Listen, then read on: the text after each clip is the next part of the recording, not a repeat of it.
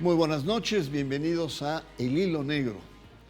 En 1926, la entrada en vigor de la llamada Ley Calles profundizó el conflicto entre el Estado mexicano y la Iglesia Católica, convirtiéndose en la llamada Guerra Cristera, una guerra cruenta.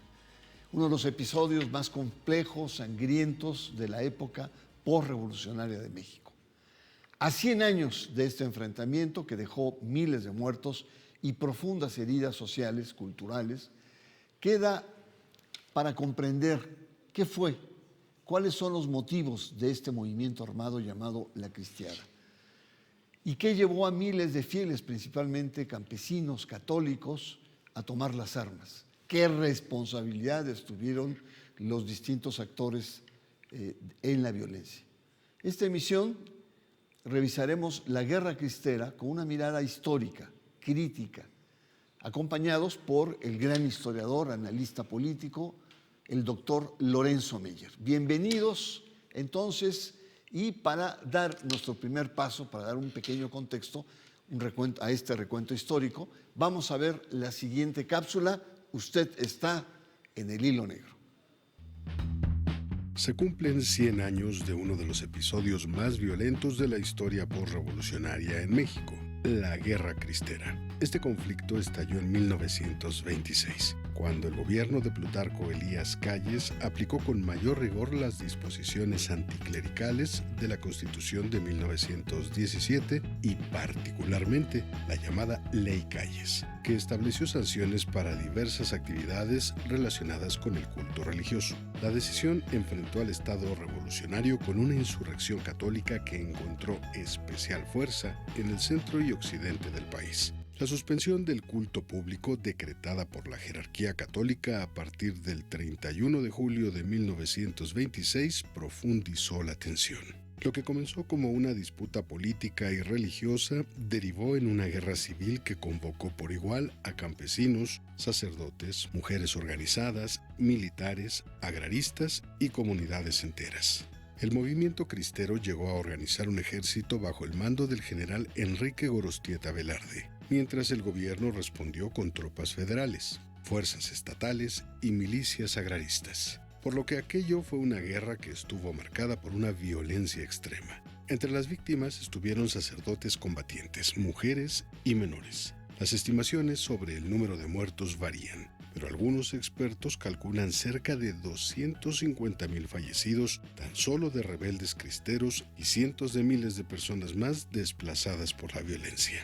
La Guerra Cristera terminó formalmente el 21 de junio de 1929 con los llamados arreglos entre el gobierno de Emilio Portes Gil y la jerarquía católica. Las leyes anticlericales permanecieron vigentes, pero se moderó su aplicación y se restableció el culto público. Regresamos, nuestro tema es la Guerra Cristera desde la perspectiva de un gran historiador como es Lorenzo Meyer.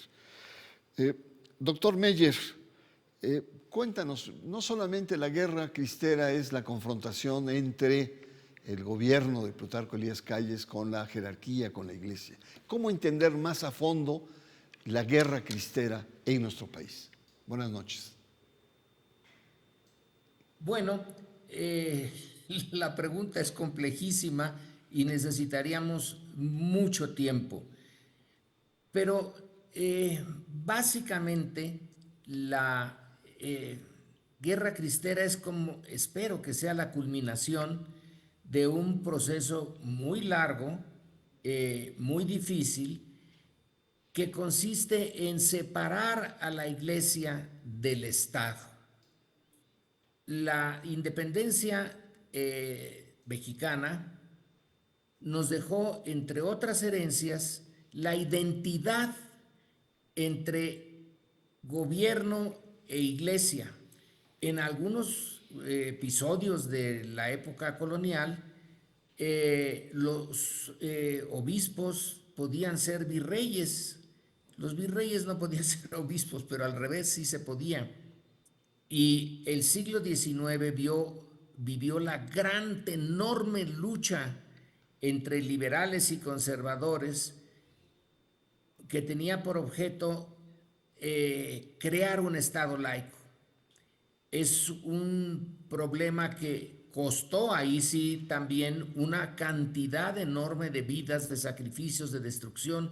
Finalmente se consigue con la Constitución de 1857. Son dos entidades distintas, pero no lo eran, no lo eran. Y la separación no se va a hacer automática, rápida. La iglesia va a insistir en mantener una presencia política.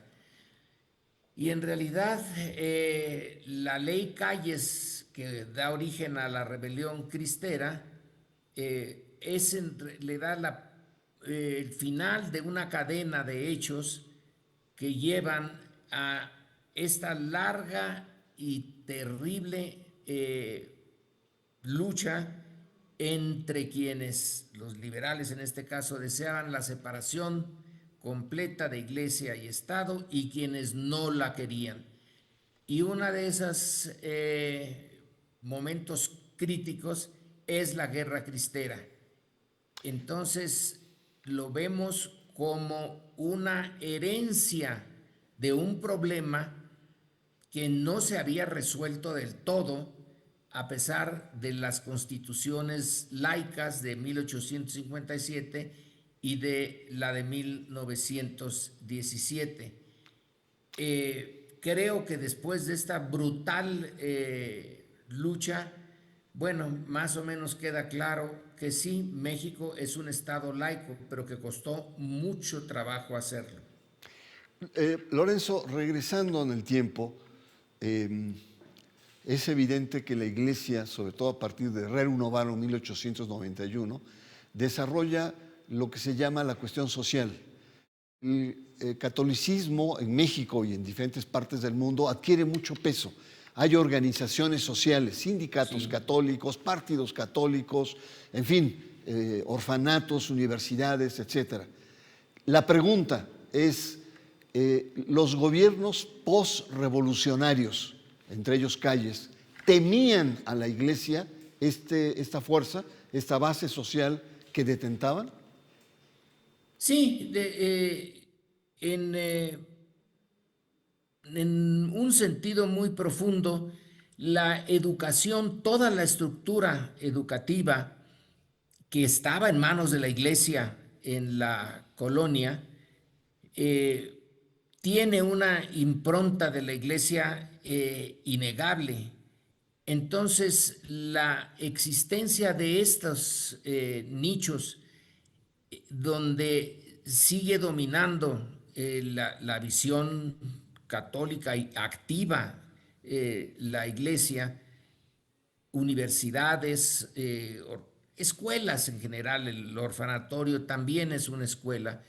Ahí en una ocasión, Calles en un discurso en Guadalajara señaló que la revolución tenía la obligación de arrancar la influencia de la Iglesia en esas áreas donde la juventud se estaba formando. Entonces, creo que lo formuló de una manera muy clara. El Estado revolucionario tenía que modificar la mentalidad, la visión del mundo de los jóvenes mexicanos para romper con ese dominio de la explicación del mundo y de la razón de la vida, etcétera, de la Iglesia Católica. Es un deseo comprensible, pero muy difícil de lograr en el corto plazo, esta transformación de la cultura política mexicana, en donde la Iglesia sí tiene una presencia vía las escuelas, universidades, etcétera. Eso es lo que quería eliminar Calles. Esa isla o islas donde la visión eclesiástica seguía dominando frente a la del Estado, que estaba en segundo lugar y que no dejaba el escenario como lo quería Calles. Y ahí está una de las razones del conflicto. Lorenzo, el episcopado mexicano acaba de publicar un documento en el que recuerda la Guerra Cristera y pone a los guerrilleros cristeros, que gran parte eran del mundo rural, como un ejemplo de entrega absoluta, e incluso reprocha a los laicos actuales no tener esta vehemencia y esta entrega, y plantea mucho el tema del martirio, y el martirio como una experiencia en la cual el creyente da todo, la vida, la sangre, todo por la causa de Dios, por la causa de la iglesia, etc. ¿Tú crees que pueda haber una actitud revanchista por parte de los sectores clericales de la iglesia de tratar de evocar la Guerra Cristera como un ejemplo de compromiso religioso actual?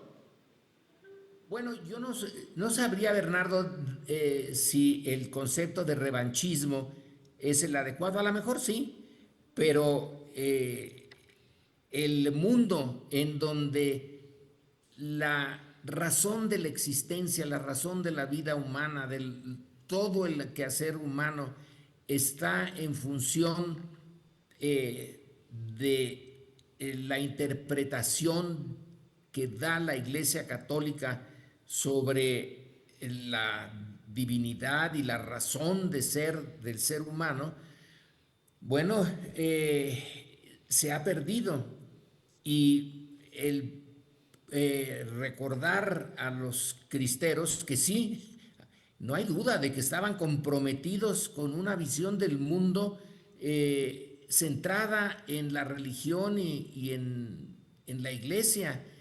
Esa entrega de los cristeros y ponerlos como mártires, bueno, creo que sí se puede sostener.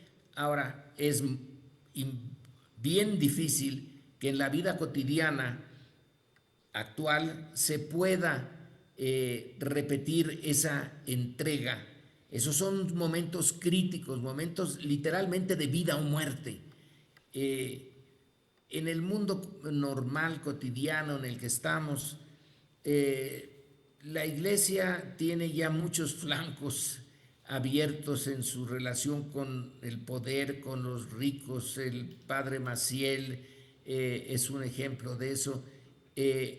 Pedir una entrega similar, bueno, pues como modelo ideal, lo entiendo, pero es un modelo ideal el que se presenta ahora, como se presentan ahora los cristeros, y no lo veo fácil que se pueda volver a repetir, salvo que hubiera una gran crisis en donde todo estuviera en duda, todo estuviera en la balanza, y sí se exigiera la lealtad hasta la muerte, pero no es el entorno mexicano actual propicio Claro, para eso. claro, Lorenzo, y además, como tú empezaste, el tema de la educación, es decir, tenemos una educación laica, secular, hay un proceso de secularización, de separación de lo religioso, de la vida pública, y eso sin duda alguna marca. Sin embargo, hay sectores como los Yunque y otros sectores ultraconservadores que tienen esta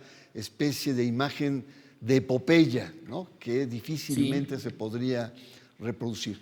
¿Qué te parece si vamos a un corte y regresamos y seguimos conversando sobre el tema de los cristeros y la visión que tiene el doctor Lorenzo Meyer sobre la cristiada?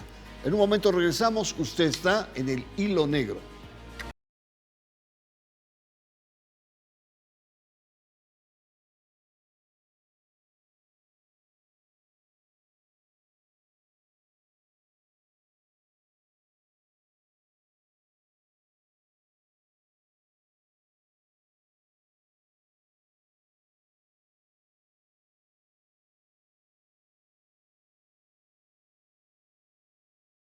Estamos de vuelta en El Hilo Negro. Conversamos con el doctor Lorenzo Meyer, historiador, analista y una persona, digamos, que tiene una sabiduría acumulada para ver e interpretar la historia. Nuestro tema, la Guerra Cristera y las causas e implicaciones en la vida de México. Doctor Meyer, vamos a los arreglos. Originalmente eran acuerdos, pero los propios cristeros le pusieron arreglos entre comillas, dados que no fueron convocados. Fue un arreglo entre el Vaticano, los obispos, algunos obispos mexicanos, el gobierno de Calles y hasta la embajada norteamericana estuvo presente. Pero los cristeros estuvieron afuera. ¿Cómo se dan estos arreglos? ¿Qué características tienen? ¿Por qué se excluyen a los guerrilleros, que era una causa? ¿Y por qué también el propio gobierno no cede un milímetro de las posiciones que habían asumido y que habían provocado el levantamiento armado? ¿Cuál es tu visión de este momento importante en torno a los arreglos? De nuevo, Bernardo, la pregunta requiere una respuesta muy compleja, pero bueno, vamos a lo siguiente. Si no se ganaba en el primer intento la guerra, como fue el caso, prolongarla afectaba muchísimo los intereses de la Iglesia. La vida cotidiana dentro de esa estructura eclesiástica requería que las iglesias estuvieran abiertas, que los fieles fueran y que los recursos económicos fluyeran. Si les cortas todo eso, está un ambiente de resistencia heroica, porque sí, no hay duda de que hay que reconocerle a los cristeros una entrega total. En cambio, el clero mismo no hizo eso, no tuvo esa entrega. Sí, hay sacerdotes que se fueron con los cristeros y algunos de ellos murieron en la cristiada, pero el grueso no entró en la cristiada.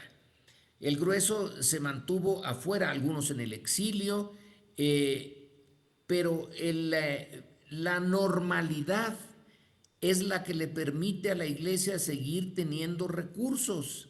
La anormalidad de la guerra cristera destruye ese ambiente, entonces les convenía un acuerdo. Y el gobierno también, porque no pudo derrotar por entero a los cristeros.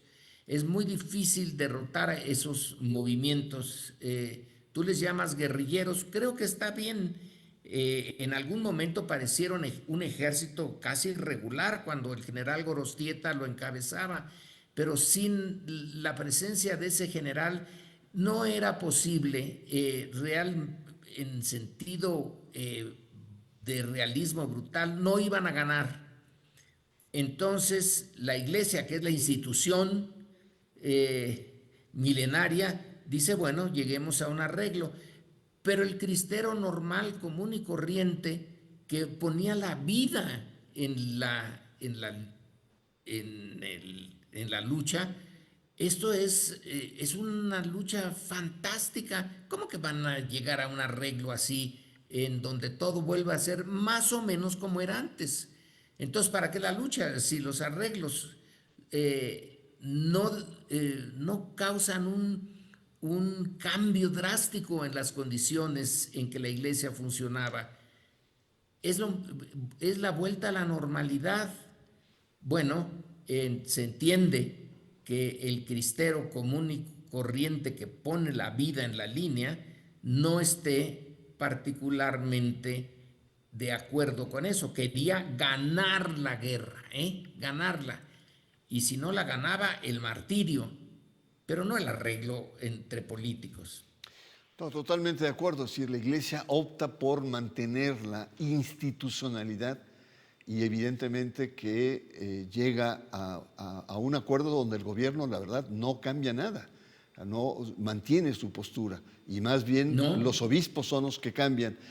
Pero los cristeros se sintieron traicionados. Si uno revisa la literatura actual de muchos de ellos, se sienten traicionados, no solamente por los acuerdos donde fueron excluidos, sino también porque ordenan de poner las armas, ceden, entregan las armas, son obedientes a su jerarquía y después se viene una represión severa a muchos de estos dirigentes. Y por lo tanto hay un sentimiento realmente de traición de sectores de la jerarquía hacia las causas del movimiento. ¿Cuál es tu postura?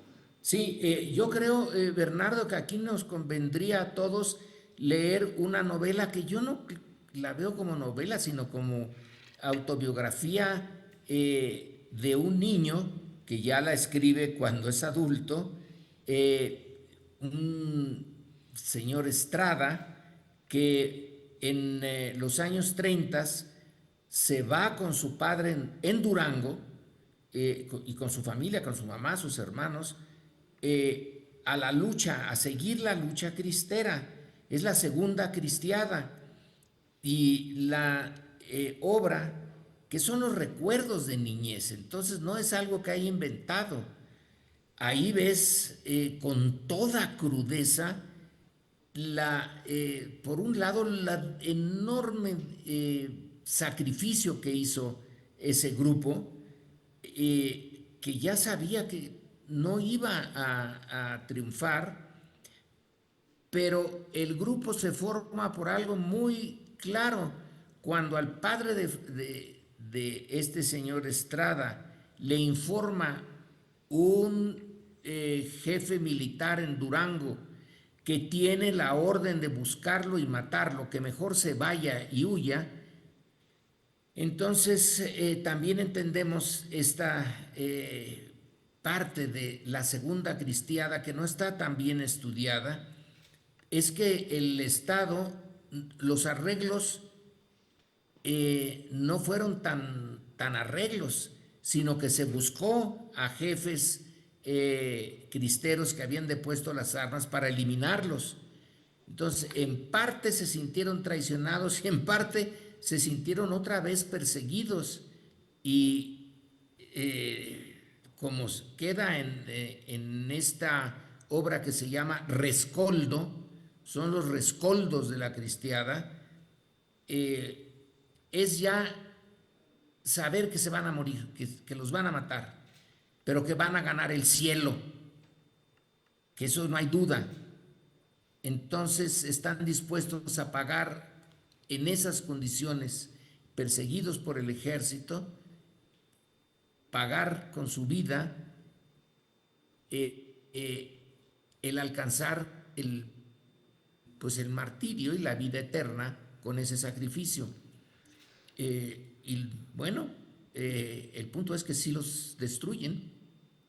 Lorenzo, pues yo te agradezco mucho tus comentarios.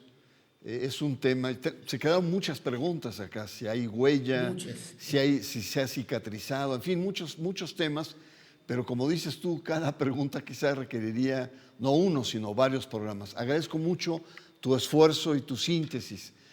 Yo agradezco mucho su presencia y por supuesto, le espero la próxima semana aquí en el Hilo Negro.